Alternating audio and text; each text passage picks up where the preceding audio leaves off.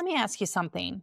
When exercise crosses your mind in midlife, does your body tighten up a little bit?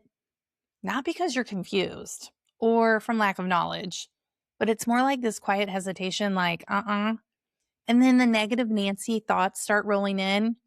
Ah, you don't have time to work out. Your schedule's packed today.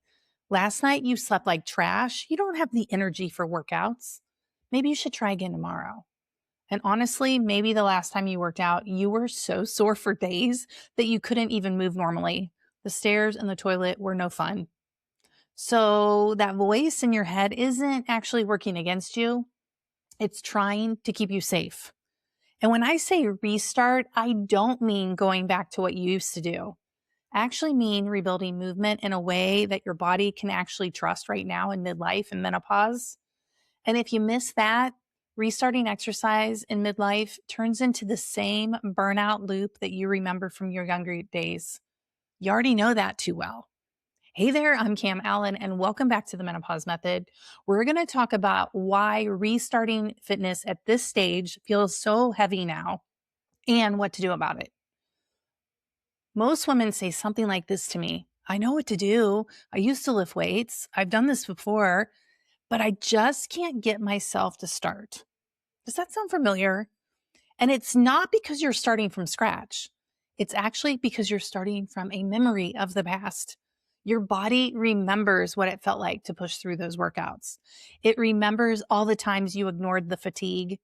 It remembers the injuries that lingered for too long. So your subconscious mind actually adjusts your strategy without you even knowing it. Instead of yelling at you, it actually whispers all those excuses. Not today. You're already running on empty. Let's not make this worse. All those whispers, that's your unconscious mind actually doing its job. Its role is not to motivate you. It's actually to protect you. Your unconscious mind runs off past experiences and it loves to keep track of patterns. It remembers what led to all that pain and that exhaustion and that disappointment. So when exercise has this history of soreness and injury and burnout, your subconscious mind steps in early, not with a panic, but like a little whisper. Honestly, it offers reasonable sounding thoughts for you to slow down. So your mouth says, I want to exercise, but your brain whispers all these things and you don't. So you decide to wait until you're more rested. You decide to pick a better day. And just avoiding those things is actually making the restart even worse. Again, this isn't resistance. This is your nervous system choosing safety based on what it knows. And when you understand that, the entire goal of midlife fitness changes. When you stop trying to overpower your mind and get motivated, you start giving it new evidence. And that's when the hesitation is going to soften and you're going to start showing up. It's going to feel easier, not self-sabotage. That's your body's intelligence. So here's a reframe that changes everything. And this is part of the advice that most people skip. Restarting exercise after 45 is not about your effort. It's actually about building a new relationship with yourself. When women jump back into what used to work, the body often responds with inflammation, complete exhaustion, and then resentment and bitterness. And then the subconscious mind files that away as more evidence, keeping track of all your memories and all the patterns. And it whispers, see, I told you this didn't end well. That's how motivation disappears without you even realizing why. So let's do the restart differently. I often talk about the four bodies a lot because the four bodies are always working together. So let me explain. Your physical body is what you feel. It's how you move through life. It's how you get to experience life. It's in control of your energy, your strength, your soreness, your sleep, your hunger. That's your physical body. Your mental body is what you think. The stories you tell yourself, the decisions that you make on autopilot. Did you know that your subconscious mind makes about 95% of your decisions without you even knowing? Your emotional body is what you carry. Maybe it's the stress of the day or the pressure you're putting on yourself, or maybe it's disappointment or shame in trying to get yourself to do something. Your nervous system is how safe your body feels. And when you're in push mode, or are you in protect mode? These four bodies are constantly talking to each other. They don't work in isolation. What you think affects how your body feels. How stressed you are affects your energy and your motivation. How your body feels shapes the decisions that you make. Your life experience is actually created by how these four bodies interact with each other every single day. And when one of the bodies is ignored, things start to feel off. But when they work together, everything feels easier. So when you're restarting your exercise and you ignore one of these four bodies, that's when the burnout sneaks in. That's why real change in midlife isn't about forcing one of the bodies to behave, like shaming yourself into exercise or shaming yourself into something else. It's actually about bringing these four bodies back into alignment. Burnout usually shows up when one of the four bodies is ignored. Burnout, and I'm also going to say bitterness, even when the other bodies are trying. So let's start with the physical body. The physical body doesn't want to be shocked back into action. It really wants consistency without like that punishment feeling of exercise.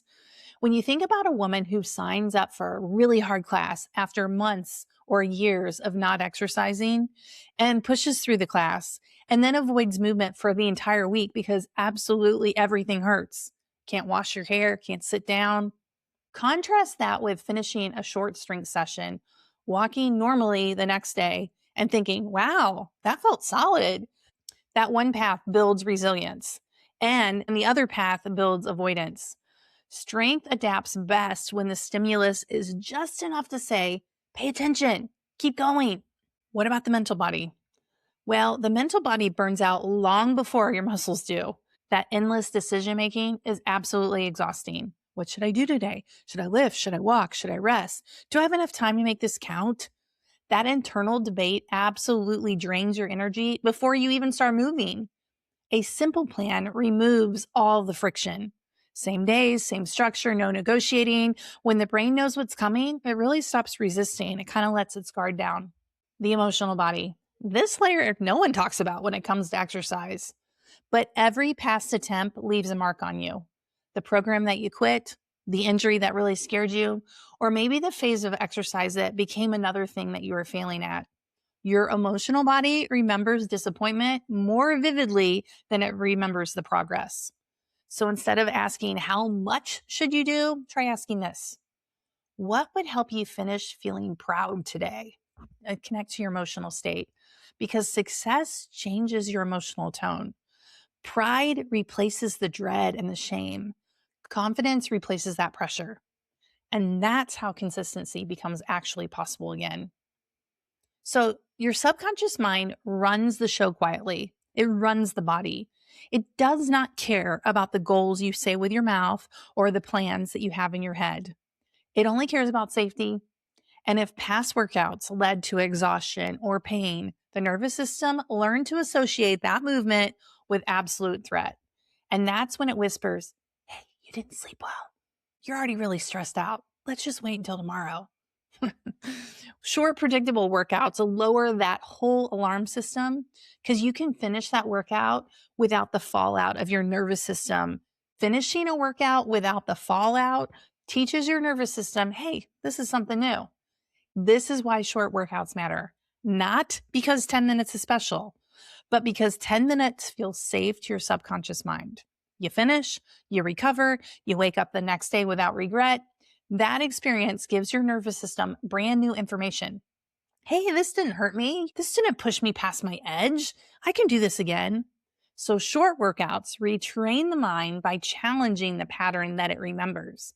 So instead of associating movement with soreness and burnout, your body starts associating it with capability and completion and confidence.